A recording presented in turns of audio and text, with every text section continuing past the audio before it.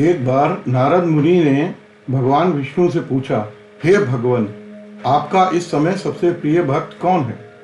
अब विष्णु जी तो भगवान हैं, तो झट से समझ गए और नारद मुनि की बात पर मुस्कुरा के बोले, मेरा सबसे प्रिय भक्त गांव का एक मामूली किसान है। यह सुनकर नारद मुनि जी थोड़ा निराश हुए और फिर से एक प्रश्न किया, हे भगवान, आपका बड़ा भक्त तो मैं हूँ, तो फिर सबसे प्रिय क्यों नहीं?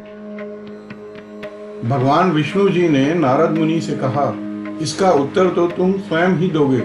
जाओ, एक दिन उसके घर रहो और सारी बात मुझे बताना। नारद मुनि जी मुंह अधेरे उस किसान के घर पहुंच गए और देखा अभी अभी किसान जागा है। उसने सबसे पहले जानवरों को चारा दिया, फिर हाथ मुंह धोए दैनिक कार्यों से निवृत्त हुआ और जल्दी जल्दी भगवान का नाम लिया और रूखी सूखी रोटी खाकर जल्दी जल्दी अपने खेतों में चला गया और सारा दिन खेतों में काम किया और शाम को वापस घर आया।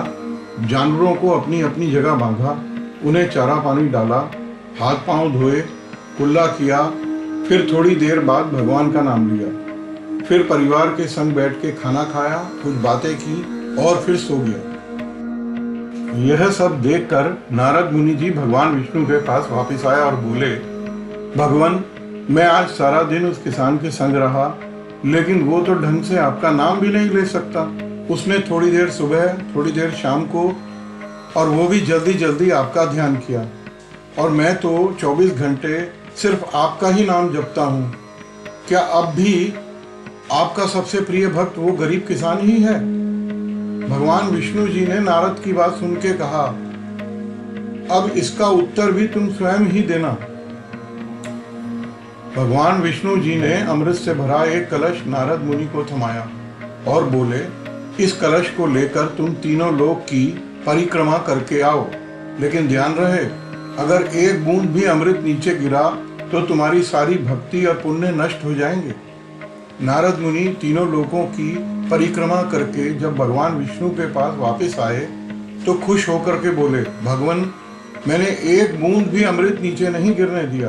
भगवान विष्णु ने पूछा, और उस समय तुमने मेरा नाम कितनी बार लिया, मेरा स्मरण कितनी बार किया? तो नारद बोले, अरे भगवान, मेरा तो सारा ध्यान इस अमृत पे था, फिर आपका ध्यान कैसे करता? भगवान विष्णु ने कहा, हे नारद, देखो उस किसान को, वो अपना कर्म करते हुए भी नियमित रूप से मेरा स्मरण कर रहा है। जो अपना कर्म करते हुए भी मेरा जाप करे, वो ही मेरा सबसे प्रिय भक्त हुआ। तुम तो सारा दिन खाली बैठे ही जप करते हो, और जब तुम्हें कर्म दिया तो मेरे लिए तुम्हारे पास समय ही नहीं था। अब नारद मुनि भगवान विष्णु की बात समझ गए और भगवान के चरण पकड़कर बोले, हे भगवान, आपने मेरा अहंकार तोड़ दिया, आप धन्य हैं। अगर आपको यह कहानी अच्छी लगी हो तो कमेंट करके जरूर बताएं। वीडियो को लाइक और शेयर करें और हमारे चैनल को सब्सक्राइब करना ना भूलें। धन्यवाद।